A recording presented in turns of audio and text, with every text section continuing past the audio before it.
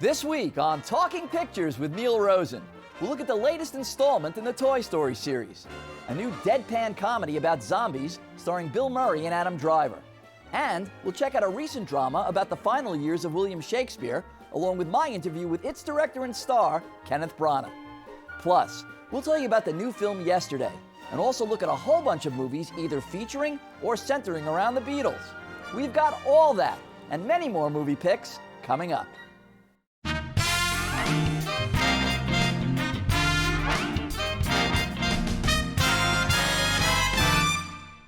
I'm Neil Rosen. Welcome to Talking Pictures. It's our monthly Critics Roundtable show where we debate what's worth watching and what's not when it comes to new releases, hidden gems, and Hollywood classics. Joining me are Lisa Rosman from Signs and Sirens. I'm smiling. Bill McCuddy from Gold Derby, and Caryn James, contributor to The Hollywood Reporter and movie critic for BBC Culture. Now let's start out with a look at a few films hitting theaters this month, beginning with Late Night.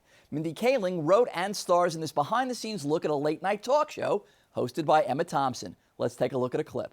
So you went to our parents' parent company in order to make this interview? Yep. And you have no experience in comedy? No, I'm obsessed with comedy. No, I've seen every episode of the show. I've read every book written about it. I do a little stand-up. Where? If you have a problem, ask a chemist. She'll always have the solution. Which kills with people who know about chemistry. And I'm actually emceeing a benefit in the city pretty soon. It's kind of cool. Cancer isn't funny. A night of comedy in support of lung cancer. Jesus Christ. Lisa, tell us about Late Night. Well, as you said, Emma Thompson stars. She is the first female host of a late-night talk show. So you know this is fiction, since in real life we still haven't achieved that. Mindy Ellen Kaling, DeGeneres. Late-night TV. Hello, buddy. yeah, It's all white boys named Jimmy. All right, Chelsea Handler, go on. Okay, so Kaling stars as the quote-unquote diversity hire who joins the show's all-male, all-white writers' room just in time because Thompson is in danger of losing her spot. To me, this movie toes a very delicate line of making really important points about what is otherness in entertainment and how hard it is to make it if you aren't a white boy. But it never sacrifices its juicy jokes. And to me, this is the best performance I have seen from Emma Thompson in decades. She has a background in comedy, which not everyone realizes, and she nails it. I actually did laugh and cry as I watched this movie. Cliches be damned. I felt like I was watching her doing a late night show. Yeah, so good. it's not Larry Sanders, let's be very clear. This is not the definitive work on behind the scenes of a talk show, but Mindy Kaling knows what she's doing. The guys are funny. Yes, they're a little stereotypical, but... They should be. They're the stereotypes. Well, okay, fine. But I have to recommend the film, again, only because of these two. I think in any other hands, it wouldn't be quite as good. And I would add John Lithgow, who plays Emma Thompson's husband, and he doesn't have a big part, but that relationship is so real. And Emma Thompson is great because she makes this a very specific character, not a generic talk show host. Yeah, and Kaling, it's based on her own experiences. I mean, she was a writer. She was hired as a writer on The Office, so this is semi-autobiographical. I think Thompson's great. I think the chemistry that they have together, Thompson and Kaling, is terrific. And as the movie says, you know, she says, I might have been a diversity hire, but I have to prove myself now that I'm here. And I like the way the movie actually shows you her having to prove herself and how she forms this relationship with Thompson, who's a really kind of standoffish person, but turns it around. Not a feminist. I like the movie. So we all agree. We all highly recommend it. Yeah. All right, let's move on. Now let's talk about a new movie called The Dead Don't Die. Caryn? This is a new comedy by Jim Jarmusch, the great indie director, in which zombies come back to a small town looking for the things they loved in life, like coffee or cell phones.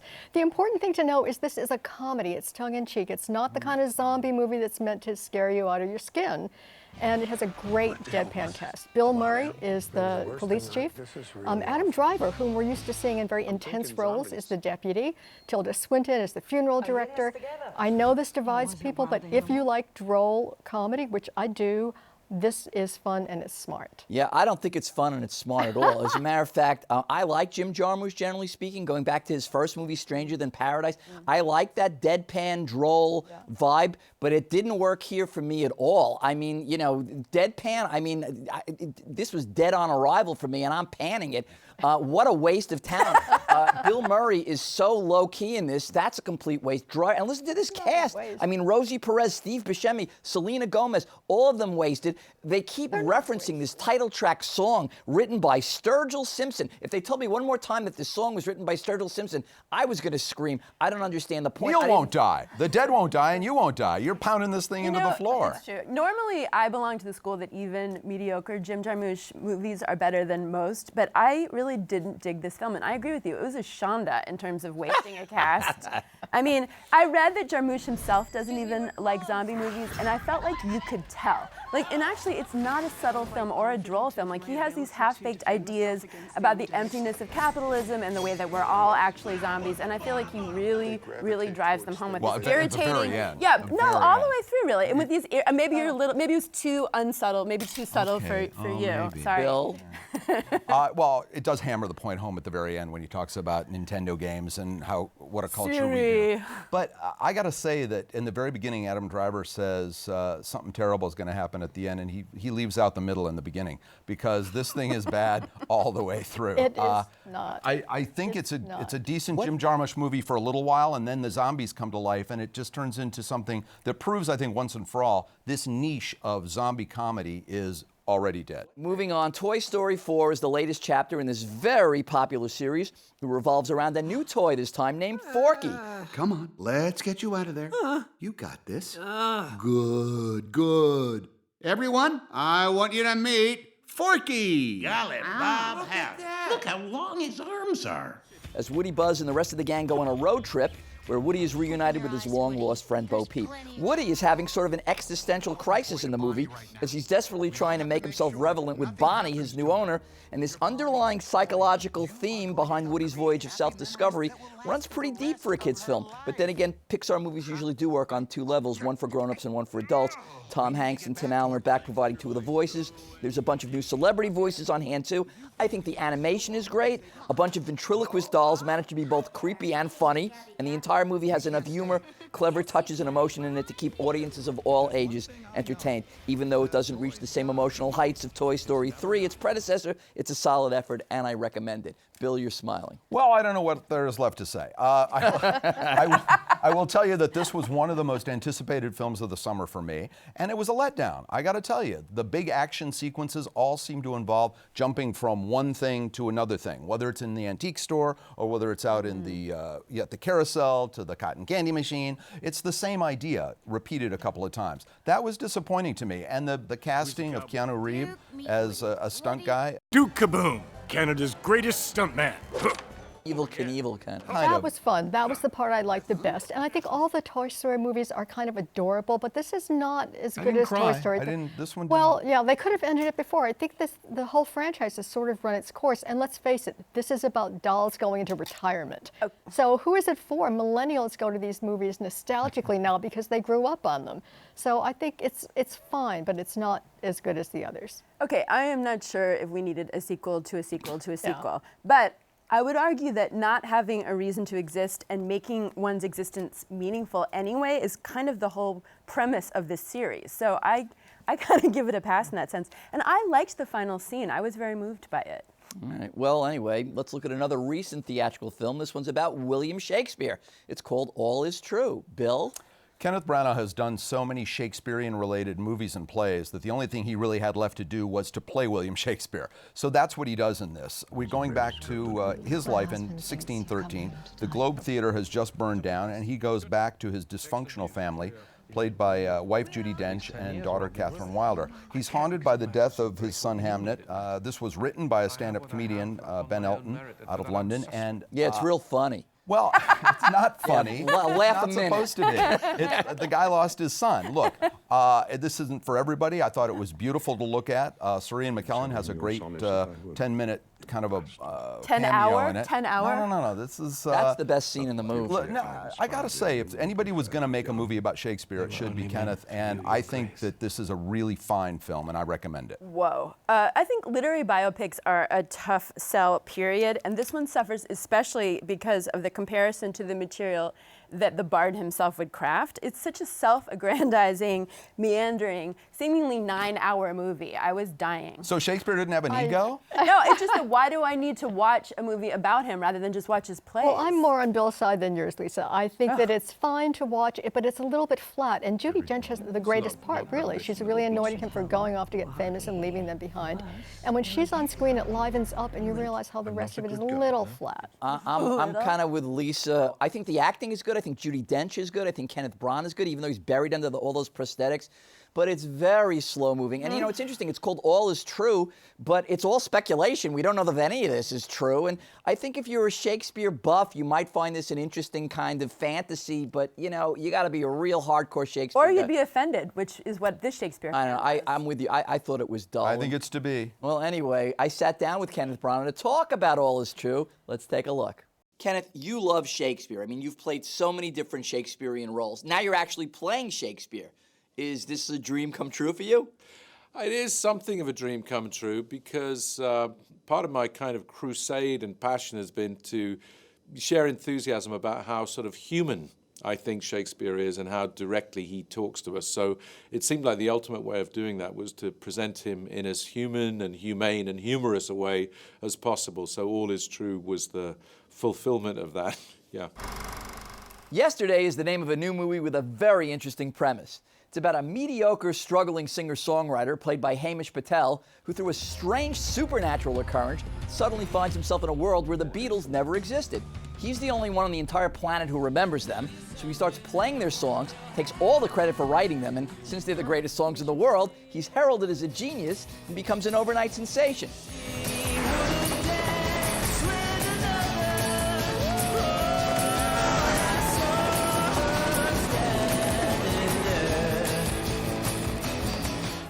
It's from Slumdog Millionaire director Danny Boyle and Love Actually screenwriter Richard Curtis. Karen, what do you think about Yesterday? I love this film. I think it's delightful from start to finish. And in fact, you wouldn't think of Danny Boyle as the guy to do this, but in fact, he has a really light touch, and it passes a really important test for me. You can see the trailer and get the jokes, and you laugh all over again on screen. I think it's real, and the music is terrific, obviously. Lisa? Wow, I really disagree. You know a movie is missing an opportunity when not even Kate McKinnon is funny. The intriguing premise to me is totally wasted, not to mention the money it must have cost to license Beatles songs. To me, it doesn't even... Are you kidding? No, I am not kidding. All right. It doesn't even dig deep enough into the Fab Four's magic, so that what we're really left with is this like tepid, very English rom-com, which is to say a pair of people who are too polite to inflict their sexual desire on each other, and you don't even buy into it when they finally have their kiss. Yeah, I have to agree with this, and I'll add some more. With Lisa Richard Curtis is really good when he has a lot of balls in the air, but when he's got one big ball in the air, it sinks like a lead balloon. Here's the real problem, Neil, and I have to say the same to Karen. The script paints this guy into a corner. He can't not tell, he wants desperately to tell this secret that he knows the Beatles songs and no one else does, but he can't. So he's got this grimace on his face for the whole movie. It's joyless. He's got this, yeah, it's joyless. I agree 1,000%. There is one amazing moment near the end of the movie that we can't give away that's so magical that it might be worth the price of admission, but I have to say, absolutely not. Okay, I'm with Karen. This is such a delightful, sweet, funny, wonderful movie. The more you know about the Beatles and the more you know about their songs, the more you'll appreciate the little in-jokes in here and the Easter eggs. He's ripping them off, and he's not having a good time doing it. It's so boring is the crazy part of it. I don't think it's boring, but I think it's a joyous movie. It gets all my lovin'. Let it be, folks. And let me tell you something. Bill, your opinion on this is nowhere, man. Well, in addition to Yesterday and my bad puns, there have been many other Beatle-themed films. The Fab Four also starred in a bunch of movies themselves. Plus, there have been numerous documentaries made about them. Let's take a look at a few. And it's worth it just to hear you say you're gonna give me everything. Thousands are mobbing the streets, praying for one glance. Oh my God! One touch. I figured out a way to get into the Beatles hotel. Your boyfriend wouldn't be happy now, would he? He's not my boyfriend. What is he then? He's my cousin. But he's going for a quick chat. I'll do anything for you. Picture yourself in a boat on a river. Hello, my name's Paul McCartney. This is Ringo Starr. This is John Lennon. I'm George Harrison. The Beatles. Lisa, tell me about their first and most heralded film. A Hard Day's Night. This is actually one of the best rock and roll movies I think ever made. Richard Lester writes and directs, and it's basically a glimpse at the Beatles at the height of Beatlemania in 1964. It's gorgeous black and white, it's very charismatic, it's actually very anti-establishment, and you really get a look at how clever the Beatles were. It didn't have much of a plot, though, and that's why in 1965 they came out with Help, which had an actual script and was also in color. Imagine a time in the world when the big news was the next Beatle movie is in color. That was the whole selling point. Basically, the plot was about finding a ring that Ringo was involved with. A lot of people at the time called these guys the Marx Brothers for this generation, but the New York Times called the movie ultimately dull. Both of those movies, Hard Day's Night and Help, influenced so many different things. Help in particular influenced the Monkees television series, and the soundtrack, the songs that they sing on both of those movies is just phenomenal. Do you like the Beatles, just to be clear? You Unlike like Yellow Give us a few more puns. Well, Come on, we're dying for those. I don't know. Give me a Yellow Submarine pun. Eleanor Rigby. Tell me So about we knew the Beatles were sort of experimenting with psychedelic drugs and starting to do pot after they met Dylan, and apparently that turned into Yellow Submarine, which is an animated film in 1968. Kind of a psychedelic trip inspired basically by the album cover of Sgt. Pepper's Lonely Hearts Club Band. That's all brought to life. Time magazine called it a 2-hour pot high when it came out, and kids will be bored, but it's kind of got a Monty Python-esque kind of look and feel to it, and it's definitely a time capsule. But they don't even, it's not even their own voices in that. It was very influential. As the actors, right. Yes, it's very influential in terms of animation, but you know. I gotta say, as a kid, I adored this movie. Really? I was a little person when Did it you like came that out, and I movie, loved it. Not so much. I think A Hard Day's Night is really the standard for the best that they can do. And Help is also very good, but it was overshadowed by A Hard Day's Night. And but then there's Let It Be, which I have to say nobody likes. It's as dreary as the album is great. Yeah, and I think it's proof that even the Beatles could be self-indulgent bores. Well, the thing with Let It Be is the rooftop concert at the end, which was the last live performance of the Beatles, actually makes up for it. And Peter Jackson is taking 55 hours of footage that they shot and making a new film, and they're re-releasing in real time? I'm not sitting through that. Well, you know, nobody edits Peter Jackson. No, not real time. Anyway, you know, let's talk about some movies about the Beatles. Lisa? Well, there's Nowhere Boy, which is a rehashing of the Beatles' kind of origin story.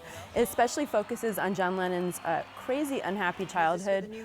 I have to be clear, I don't think this film holds a lot of appeal for the non-Beatle obsessives among us, which I know does not include you. You are a Beatles obsessive. But the scene where Paul has to audition for John. I'm John. Paul.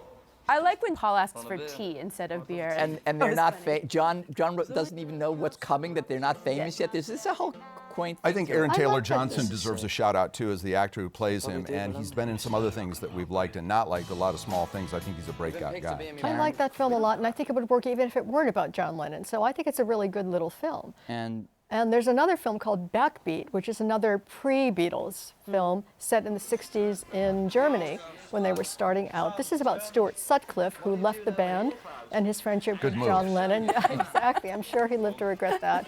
In heart. Well, he died early, so. Anyway, I bet. But in fact, there are no Beatles songs in this because they weren't written yet during the time this takes place. Not a bad little film. That's very true. Well, moving on to the Beatle chronology of theme films, I Want to Hold Your Hand, Bill. Yeah, well, this is, I know you do, Neil, but let's not bring that out here. Robert Zemeckis' film debut, actually. A lot of people don't realize that. The guy that went on to do Forrest Gump and Back to the Future. This is about 1964, the Beatles being on the Ed Sullivan Show, and it comes to New York and basically has Nancy Allen, who later married Brian De Palma, is trying to sleep with one of the Beatles, and so they all descend onto this hotel, and madcap ensues. It has a madcap kind of a feel, and I recommend it, actually. Caryn, there's a late Beatles-themed movie called Two of Us. Two of Us. This is really a curiosity.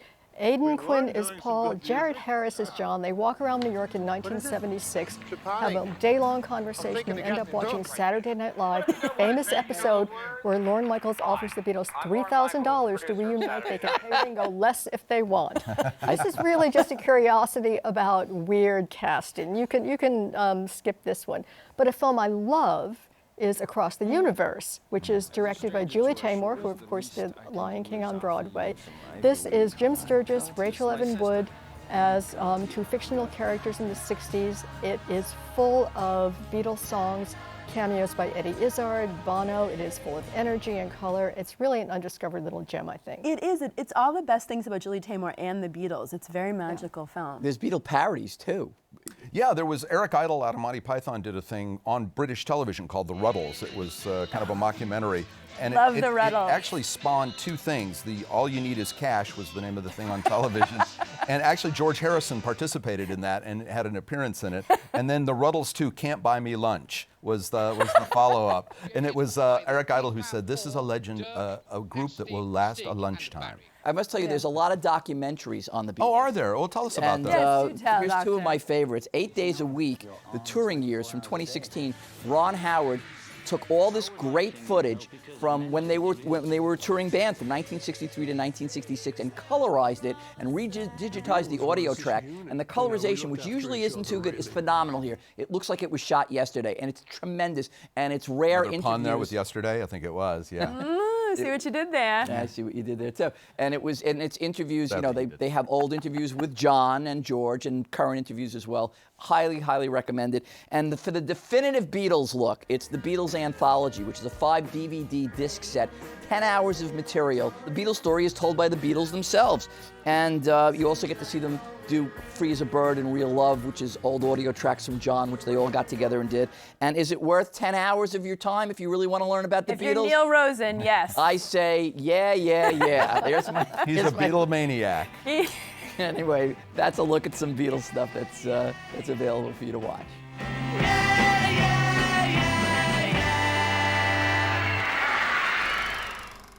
Now, there are a bunch of recent notable films that you might have missed when they were recently in theaters, but now they're either streaming or on demand. And since we've been talking about music, one of those is called Echo in the Canyon. Bill. Apparently in the mid-'60s, if you lived in Laurel Canyon, you were a musician. It's like there were like Starbucks out there. There was one in every corner.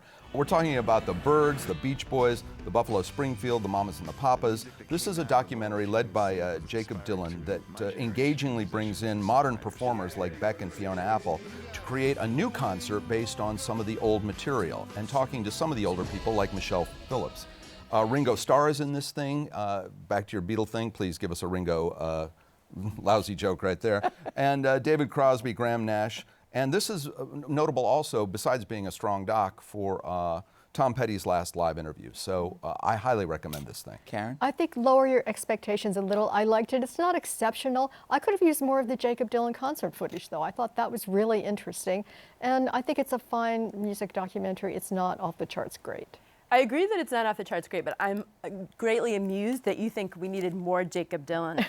Who's the executive producer? He seems to be struggling heavily with his daddy shadow. At one point, someone says Dylan, and he's like, wait, clarify which Dylan. And I'm thinking, really, buddy? You think we're thinking Jacob when you say Dylan? And there's so many gratuitous shots of him playing guitar. I don't actually think he was joking. I honestly don't. And there were so many gratuitous shots of him playing guitar and staring moodily out of windows. The movie would have been so much better if we had taken Jacob out of the picture.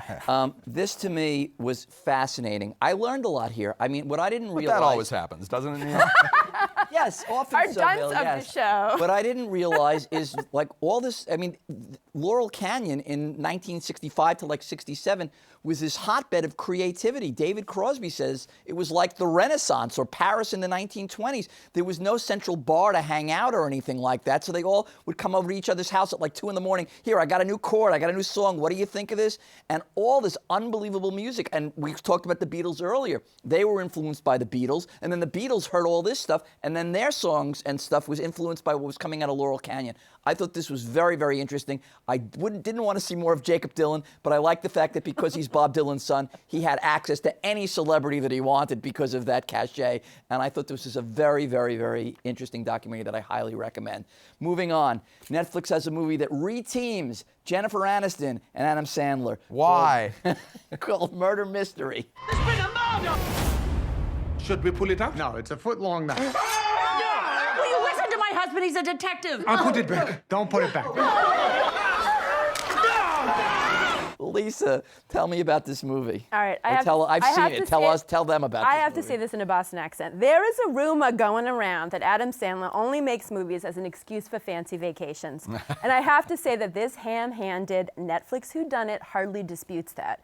Adam stars as a floundering New York City cop who takes his hairdresser wife, Jennifer Aniston, on a decade-delayed European honeymoon, only to end up on a fancy yacht with the rich and famous who, big surprise, keep getting murdered. The cast is actually fun, especially Terrence Stamp. He's in it for like 5 minutes. I love him though. I like when he plays droll. And Danny Boone, who's very famous in France as a comedian, he plays an anti-American French detective, and I enjoyed him. But honestly, there's no reason to hate this film. It's yes, there is. I don't think so. Oh, yes, there are many I think on the reasons. grand scale of Adam Sandler films, this is hardly the worst. It's just no reason to see it. Oh, please. It's more fun to watch one of the 1970s Agatha Christie adaptations. Karen? It's a really low bar to say on the scale of Adam Sandler Yeah, it is. films, That's my really. point. I have to say, this doesn't commit to being a spoof. So it plays as just a really bad Agatha Christie ripoff with the typical dopey Adam Sandler character dropped in, which makes it 100 times worse. The much better example of this, since you both bring up Agatha Christie, is when Neil Simon did it with The Cheap Detective. And if it had been that over the top and that funny,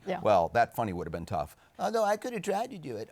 Look, it's just a question of why this needed to be made. Yes. And I think Lisa's right. It was a postcard, the way Michael Caine used to pick scripts by how he got to go around the world. I think Sandler's doing that. Adam now. Sandler likes to go on vacation. Sandler and Aniston are both skilled comedians, but there's no evidence of that here. Didn't they read the script? I mean, look, I can't imagine that they really need the money. They both are worth a fortune. This script is horrible. It doesn't work as a murder mystery. It's like a bad game of Clue. Mr. Mustard in the ballroom with that lead pipe. Colonel Mustard. Colonel Mustard. I'm sorry, Colonel Mustard. I'm thinking Beatles. But I have to tell you, it's not funny, and it was a slog to sit through this thing. And I'm with you. It's like, let's go to Monte Carlo. That's the reason I would have they did the preferred if movie. Jacob Dylan was in it, actually. I would pass on this movie. And that's about all the time we have. And I want to thank Lisa Rosman and Bill McCuddy and Caryn James. And I'm Neil Rosen. Join us next time on Talking Pictures.